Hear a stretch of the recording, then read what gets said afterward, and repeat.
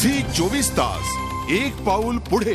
नाशिक म्हणजे पूर्वाश्रमीचं गुलशनाबाद। तब्बल 350 उद्यानांची नगरी म्हणून ओळख असलेल्या या शहरात उद्यानांवर कोट्यवधी रुपये खर्च होत आहेत। तरीही या उद्यानांची अवस्था पाहण्यापलीकडे आहे। मग हा कोट्यवधींचा निधी जातो तरी कुठे? नाशिकमधल्या कविश्रेष्ठ कुसुमाग्रज उद्यानाच्या दुरवस्थेचा आढावा घेतलाय आमचे प्रतिनिधी योगेश खरे यांनी।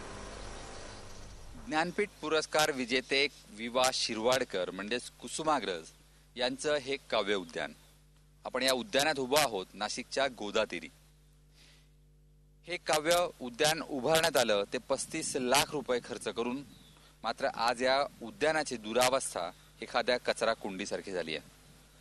आपण बघू शकतो की सामूहिकरित्या काव्य मैफिली या ठिकाणी व्हाव्यात, तरुणांनी या ठिकाणी काव्याचा अभ्यास करावा, एकमेकांना कविता ऐकून मराठी भाषा वृद्धिंगत करावी, हा प्रयत्न या ठिकाणी हे ॲम्बियन्स थिएटर उभारून करण्यात आलेला होता।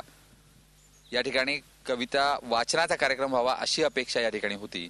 मात्र हे उद्यान आता पूर्णपणे या ठिकाणी सडलेलं आहे। रात्रीच्या वेळेस शेकोट्या होतात।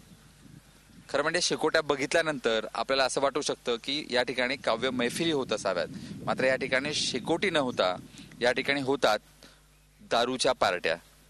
कुसुमाग्रजांच्या या उद्यानामध्ये खरं म्हणजे कवितांच्या मोठ्या भिंती उभारण्यात आलेल्या आहेत। त्यावर वेगवेगळ्या त्यांच्या गाजलेल्या कविता या ठिकाणी तयार करण्यात आलेल्या आहेत। मात्र त्या भिंती सुद्धा आज खाली पडलेल्या आहेत। या ठिकाणी त्या रात्रीच्या साठी असलेले दिवे, एकही दिवा या ठिकाणी शिल्लक नाहीये।